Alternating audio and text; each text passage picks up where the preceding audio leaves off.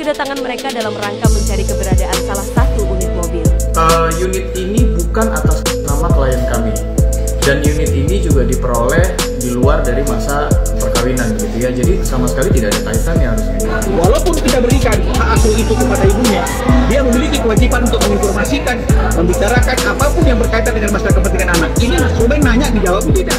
Dia bawa ke ranah publik, Ruben bawa juga ke ranah publik kalau dia nggak bisa ketemu anak-anaknya. Oke, bahkan dia sampai ngasih nafkah 240 juta ya per wow, edan. Halo guys, kembali lagi di channel FK Project yang selalu memberi kalian konten-konten yang menarik dan aktual. Tak suka lagi viral maupun sedang trending di sosial media. Ya, kali ini yang lagi viral di dunia artis adalah Sarweda dan Ruben Onsu, teman-teman. Yang dimana soal debt collector, teman-teman. Dan ini masalahnya makin berkepanjangan. Yuk kita bahas. Buat teman-teman yang baru mampir, jangan lupa guys diklik dulu tombol subscribe-nya. Karena kenapa gosip gak pernah mati, drama di Indonesia nggak akan pernah habis. Kita mulai videonya sekarang juga. Let's go.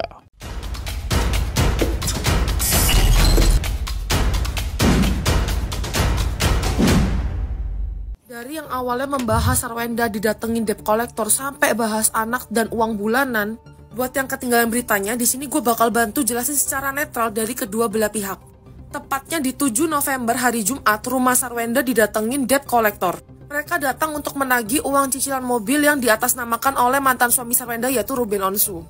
Pengacara Sarwenda juga sudah memberikan pernyataan bahwa betul itu mobil bukan atas nama Sarwenda, bahkan mobil itu dibeli oleh mantan suami Sarwenda Ruben Onsu setelah perceraian mereka. Dan ada kemungkinan ada kesalahan dari pihak debt collector karena dari pihak Ruben Onsu sudah menyatakan bahwa tidak ada menyantumkan nama Sarwenda, alamat ataupun kontak pribadi dia. Dari pihak Sarwenda itu sangat menyayangkan karena kenapa nama dia masih disangkut pautkan ke nama mantan suami dia. Mereka juga ada kontakan sama pengacara si Ruben dan menyatakan bila kejadian yang sama terulang kembali atau ada kejadian yang sama mengganggu kehidupan Sarwenda, mereka tidak akan segan-segan mengambil jalur hukum.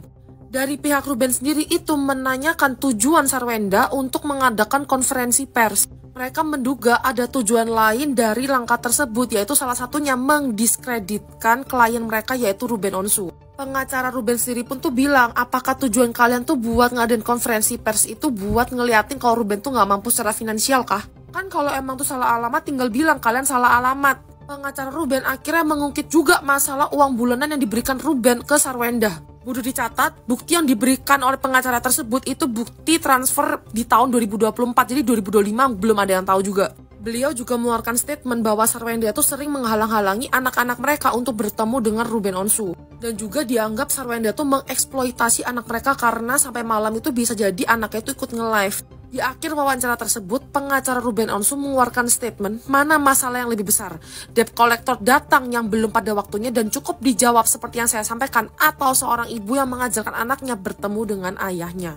Respon netizen terhadap berita ini tuh sangat pro dan kontra. Di satu sisi, mereka menyatakan bahwa uang 200 juta yang dipermasalahkan itu sangat-sangat masuk akal. Melihat sekolah anak-anaknya, kehidupan anak-anaknya, aktivitas anak-anaknya itu. Di sisi lain, mereka juga sangat-sangat menyayangkan sikap Sarwenda kalau memang benar adanya dia tidak membiarkan anak-anak mereka ketemu dengan ayah mereka sendiri. Kalau mungkin kalian ada informasi tambahan, bisa langsung komen aja di bawah ya. Oke, mari kita bahas. Ini dia kasus yang beredar. Gimana sih debt collector itu ke rumahnya Sarwenda. Nah, ini ada videonya guys. Dua debt collector mendatangi rumah Sarwenda pada tanggal 7 November yang lalu. Kedatangan mereka dalam rangka mencari keberadaan salah satu unit mobil. Klien kami kedatangan dua debt collector yang mencari satu unit kendaraan, Land Rover atau Range Rover begitu ya, karena adanya tunggakan cicilan utang. Ungkap Simon di kawasan Antasari, Jakarta Selatan beberapa waktu lalu. Sembari jalan ya. Sembari jalan ya. Itu tetangganya sebelah situ. Hati-hati Kak. Sembari jalan nanti. Cici gimana Kak? Cici. Takut kalian jatuh. Aman. Aman. Sedikit aja Ci. Ya. Aman Ci. Sembari jalan ya. Oke, jadi di sini sih intinya video dengan durasi 2 menit kayaknya dia nggak ada klarifikasi apapun ya ke wartawan soal memviralkan debt collector itu yang salah alamat. Akhirnya ini pihak pengacaranya buka suara nih. Kita dengerin pihak pengacara dari Sarwenda. Begini, unit ini bukan atas nama klien kami, Dan unit ini juga diperoleh di luar dari masa perkawinan begitu ya. Jadi sama sekali tidak ada kaitannya harusnya. Jadi ini bisa kita bilang debt collector ini salah sasaran begitu loh. Ya. Apa karena alamatnya yang dituju waktu pengambilan? Kami rasa untuk alamat tidak. Untuk alamat tidak. Jadi emang mungkin ada informasi yang salah atau seperti apa ya, kami juga kurang paham. Tapi yang pasti di sini kami mau mengkonfirmasi bahwa benar video yang beredar itu benar. Tapi Sarwenda sendiri tahu nggak sih mobil itu sebenarnya ada? Nggak tahu, klien kami tidak tahu. Ya saya tunjukin dulu ya videonya ya. Sorry. Ini videonya. Kita udah nonton sih tadi ya guys, debt collector 2 orang. Gede-gede badannya datengin Sarwenda. Oke ya. Nah jadi gini kawan-kawan, jadi kenapa sampai saya sampaikan ke teman-teman media, karena kejadian ini satu mengagetkan klien kami dan semua isi orang di rumah klien kami. Yang pertama, klien kami tidak pernah berhutang terhadap mobil yang dimaksud, dan kedatangan itu juga sempat komunikasi dengan klien kami, dinyatakan bahwa mobil itu memang dibeli itu setelah masa pernikahannya selesai. Jadi setelah putusan cerai baru mobil itu ada. Nah, mereka memang mencari mantan suami klien kami di situ. Ya. Tapi kenapa bisa sampai ke rumah itu? Informasi dari pihak debt collector yang datang bahwa katanya mobil itu ada di rumah klien kami, kaget. Nah, itu kan terjadi fitnah-fitnah juga menurut kami, dan klien kami terganggu sekali gitu. Maksudnya itu urusannya yang bersangkutan, kenapa ke kami? Nah, saya juga sudah komunikasi dengan pihak lawyernya RSO gitu ya. Nah, saya komunikasi, saya bilang, "Bang, ini gimana kok ada ini?" Nah, itu mungkin nanti bisa diklarifikasi, silakan lah ya. Tapi prinsipnya kami tidak menuduhkan bahwa dia tidak bayar atau tidak ya. Yang pasti ada kedatangan debt collector. Biasanya debt collector datang kan suatu hutang yang memang sudah terlewatkan, mungkin ya saya nggak tahu lah apakah itu miss dari pihak debt collector, bank dengan pihak yang bersangkutan. Saya tidak mau memberikan kesimpulan apapun, tetapi itu faktanya. Dan klien kami juga berpesan bahwa sepertinya ada pihak yang pengen sengaja rumah klien kami didatangi gitu, karena informasi dari debt collector mobil itu ada di tempat klien kami gitu. Bahkan sempat di video itu klien kami bilang, "Silakan Pak, lihat aja di rumah" gitu. Sempat, dan menurut kami klien kami cukup baik ya, sampai disuruh masuk di dalam. Kalau kita seharusnya yang seperti itu ngapain, orang kita nggak pernah berhutang, suratnya pun memang mereka ada surat tugas kita lihat, tapi yang dicari sudah tidak ada di situ gitu. Ngapain lagi? Tapi niat baik klien kami ya sudah, silakan dilihat. Nah, tapi jujur itu mengagetkan klien kami. Kenapa? Pertama kaget karena dia mengambil cicilan lagi terhadap mobil lain. Itu kan memang haknya dia setelah perceraian, tapi kenapa harus masih disangkutkan ke kita lagi gitu, klien kami lagi. Nah, itu sudah saya konfirmasi ke pengacaranya, ya pengacaranya mungkin sedang koordinasi, saya nggak tahu juga ya itu. Tapi kami keberatan dengan hal itu.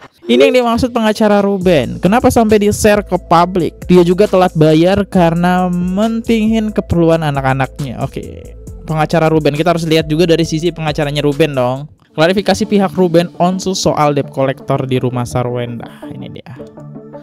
Jadi ini yang harus dipertegaskan dulu, urgensinya. Kenapa sampai harus masalah debt collector itu sampai di ranah publik? Karena harusnya ini kan ranah private. Tidak pernah menunggak, memang untuk bulan sekarang ini itu ada tanggal yang menurut dia belum jatuh tempo atau mungkin telat 1 hari. Jadi kalau tiba-tiba 1 hari ada debt collector, secara hukum itu nggak dibenarkan.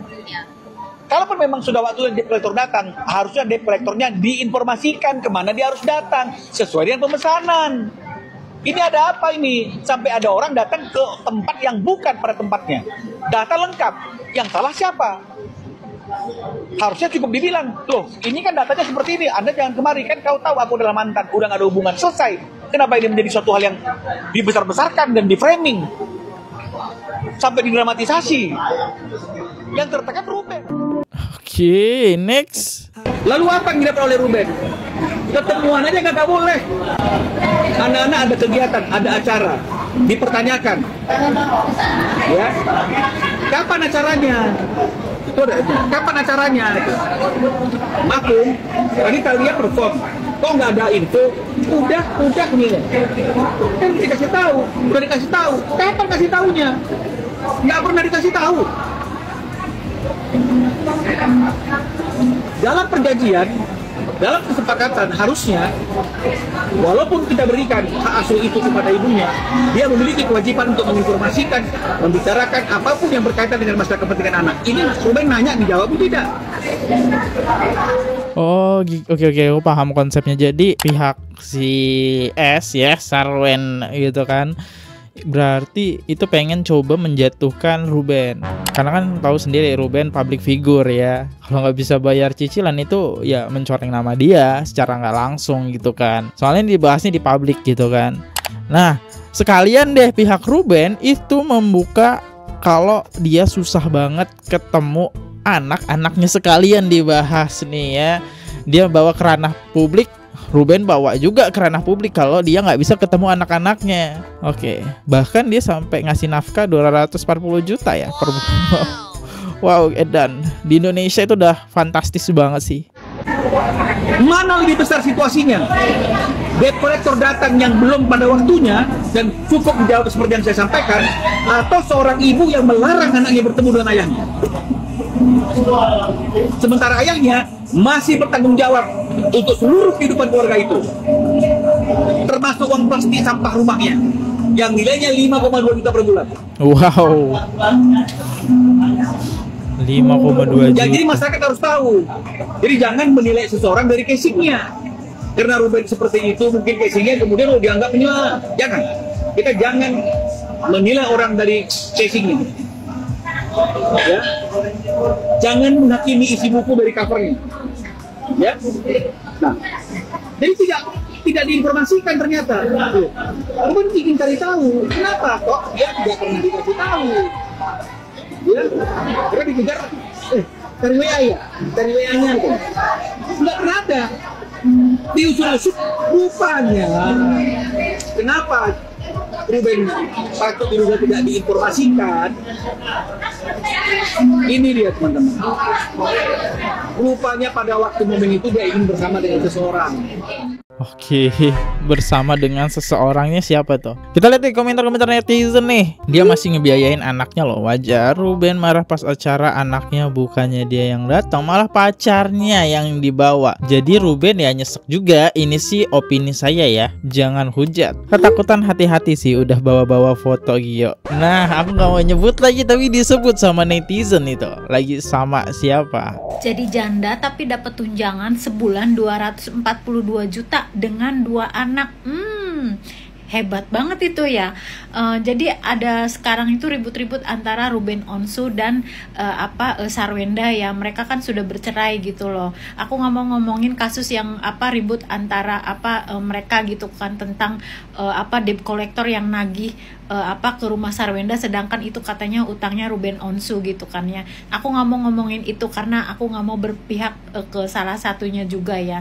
Ini hanya ingin membicarakan tentang tunjangan yang kata pengacara Ruben Onsunya diberikan kepada Sarwenda dan 2 anaknya sebulan itu sekitar 240 jutaan ya.